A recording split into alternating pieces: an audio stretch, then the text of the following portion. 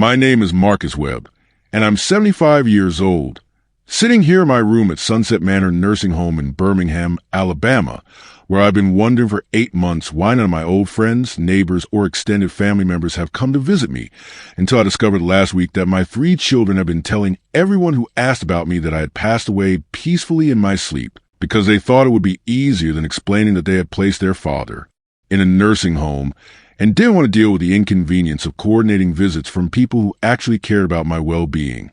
For the better part of a year, I believed that 60 years of friendships and family relationships had simply evaporated, when in reality, dozens of people who loved me had been mourning my supposed death, while I sat alone wondering why I had been forgotten by everyone I had ever known.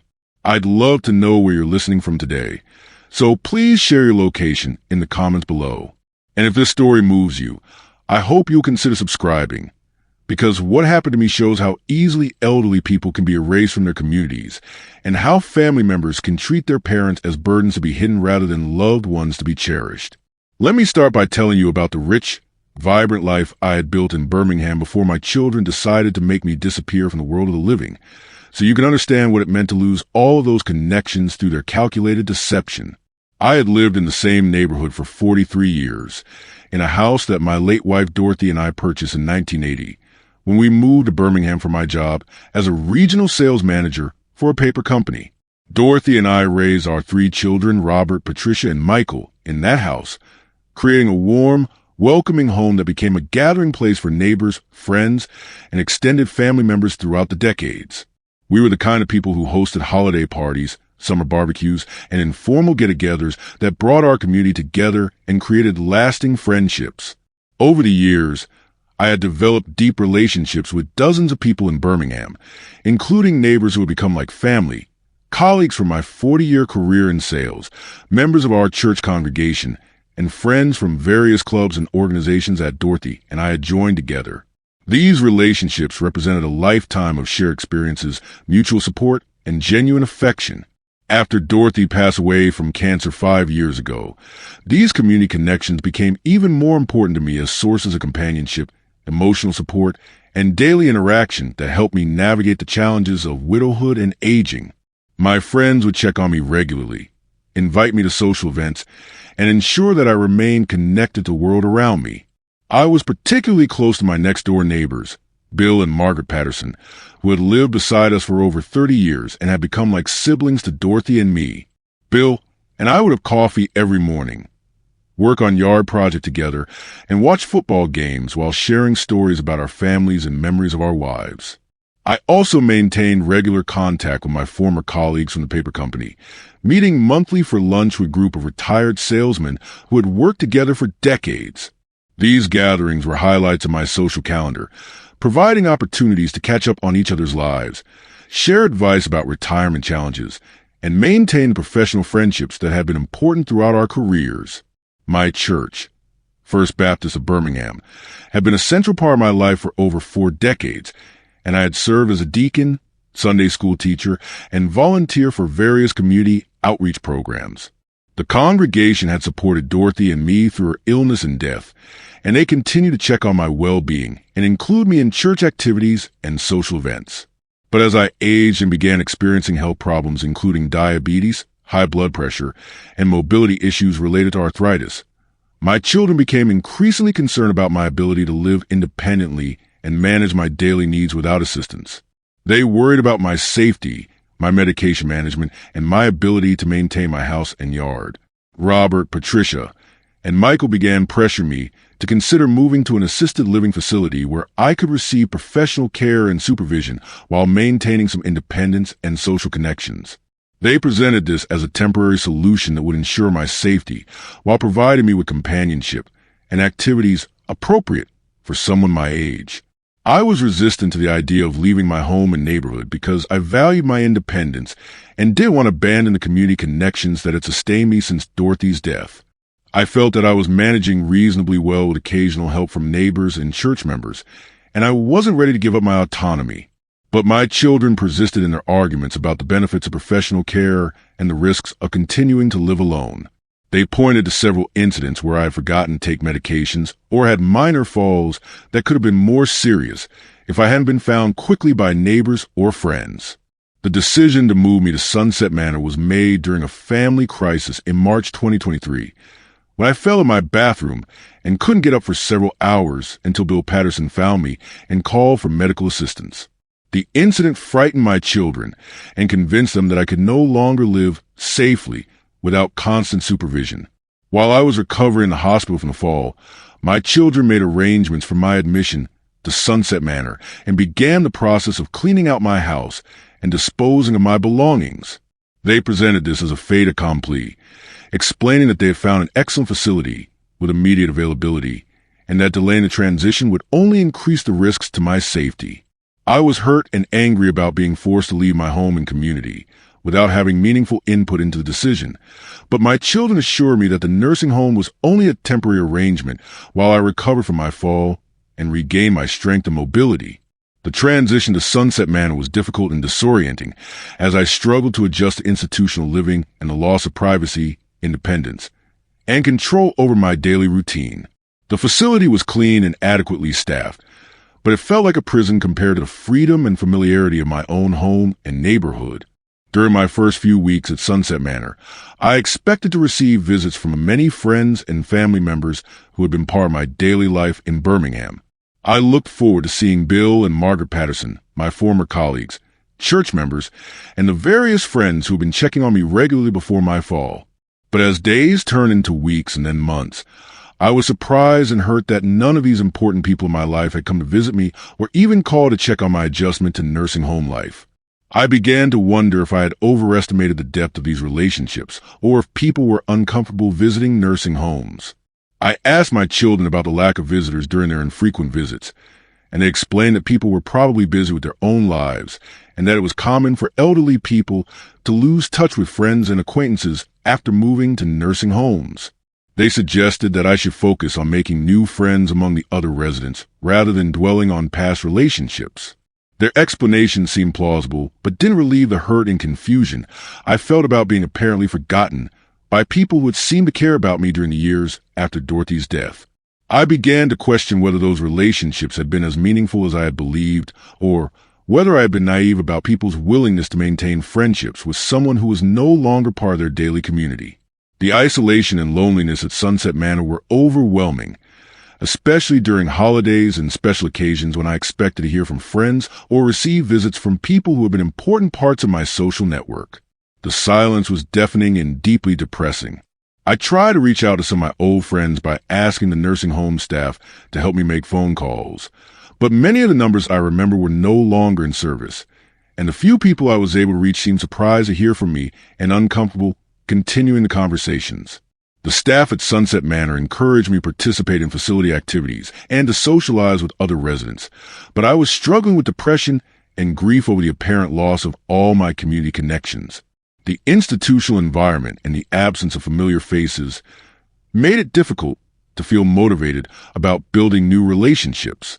My children visited occasionally, usually for brief, perfunctory visits that felt more like obligation than genuine concern for my well-being.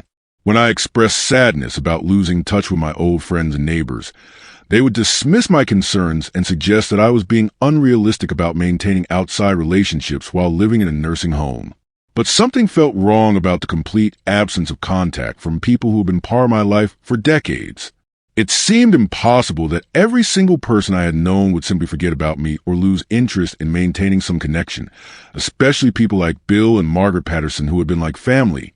The truth began to emerge 8 months after my admission to Sunset Manor, when a new social worker named Linda Rodriguez started working at the facility and began reviewing residents' files to understand their backgrounds and support systems. She was surprised to see that I had virtually no outside visitors despite having lived in Birmingham for over 4 decades.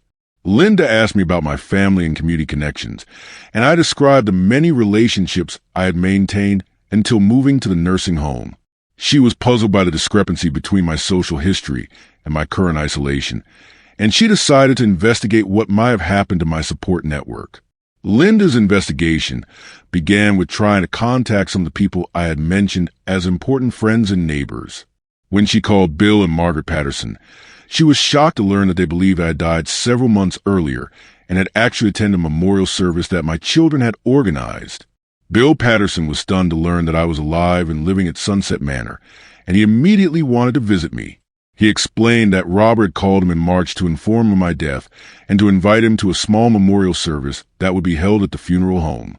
According to Bill, Robert had explained that I had passed away peacefully in my sleep and that the family was keeping the funeral arrangements small and private. Bill and Margaret had attended the memorial service, along with several other neighbors and friends who wanted to pay their respects and support my family during their time of grief. Linda continued her investigation by contacting other people from my past, including church members, former colleagues, and extended family members. In every case, she discovered that my children had informed these people of my supposed death and had discouraged them from sending flowers or making donations by claiming that the family preferred privacy during their grieving process. The scope and deliberate nature of my children's deception was breathtaking and cruel. They had systematically contacted everyone who might have wanted to visit me or maintain contact, convincing them that I was dead and eliminating any possibility that I would receive outside visitors or support. When Linda confronted my children about their lies, they initially tried to deny that they had told people I was dead, but when presented with specific evidence from multiple sources, they finally admitted to their deception and attempted to justify it as a kindness designed to spare people the burden of feeling obligated to visit an elderly person in a nursing home. Robert explained that they had thought it would be easier for everyone if people believed I had died rather than feeling guilty about not visiting me or having to deal with the emotional difficulty of seeing me in institutional care. He claimed that they were protecting both my old friends and me from uncomfortable situations. Patricia supported Robert's explanation and added that they had been concerned about managing too many visitors and phone calls, which they felt would be disruptive to my adjustment to nursing home life. She claimed that they had made the decision out of love and consideration for everyone involved. Michael echoed his siblings' justifications and suggested that I should be grateful that they had saved me from the disappointment of discovering that people didn't want to maintain relationships with someone in a nursing home. He claimed that their deception had protected me from the pain of abandonment by fair-weather friends. But their justifications were hollow and self-serving, designed to cover up the fact that they had erased me from the world of the living because they found it inconvenient to manage my social relationships and didn't want to deal with questions about their decision to place me in a nursing home. The discovery of their deception was devastating but also liberating, as it explained the mystery of why everyone I had cared about had seemed to forget about me. The knowledge that dozens of people had been mourning my death, while I sat alone wondering why I had been abandoned, was both heartbreaking and validating. Linda Rodriguez immediately began the process of reconnecting me with the people who had been told I was dead, started with Bill and Margaret Patterson, who were eager to resume their friendship and make up for the months of separation that had been forced upon us. The reunion with Bill and Margaret was emotional and wonderful, as we shared our grief over deception and our joy at being reunited. They brought me up to date on neighborhood news, shared photos of their grandchildren, and promised to visit regularly to rebuild the connection that my children had severed.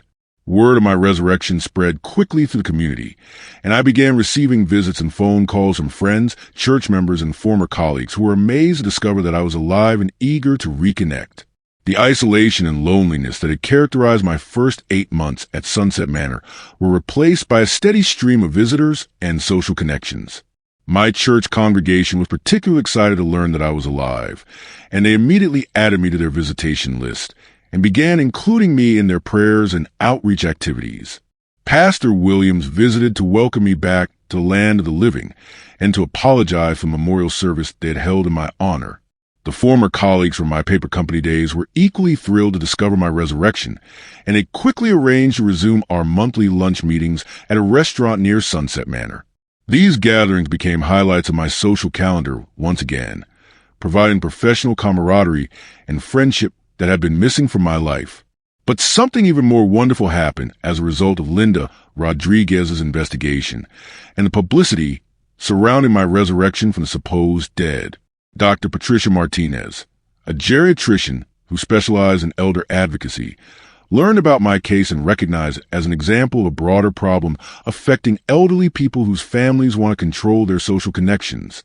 Dr. Martinez reached out to offer her professional support in addressing the family dynamics that had led to my social isolation and to help ensure that my autonomy and relationships would be protected going forward. She also connected me with legal advocates who could help establish safeguards against future manipulation.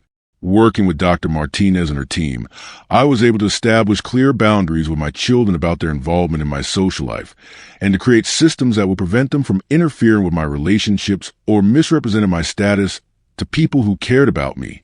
More importantly, Dr. Martinez helped me understand that my children's behavior represented a form of elder abuse that involved isolation and social manipulation, and that I had every right to maintain relationships with people who brought joy and meaning to my life. The experience also led to changes at Sunset Manor, where Linda Rodriguez worked with administration to establish policies that would prevent families from isolating residents by controlling their access to visitors and outside relationships. My case became an example of why nursing homes need to actively support residents' community connections. Today, more than a year after my supposed death and resurrection, I am living a rich, socially connected life at Sunset Manor, surrounded by friends and community members who visit regularly and include me in their activities and celebrations.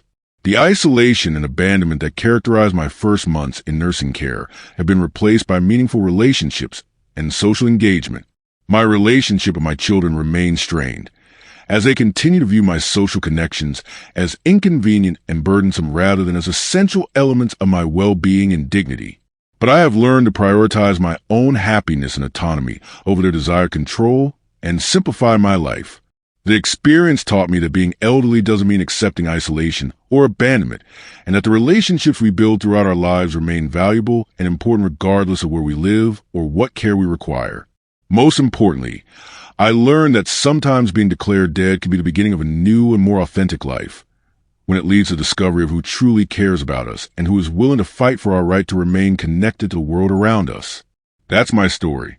How my children told everyone I was dead to avoid the inconvenience of managing my social relationships, but how my resurrection led to deeper connections and a fuller life than I had experienced in years. Sometimes the worst betrayals can become opportunities for discovering who really loves us and what kind of life we want to live with the time we have remaining.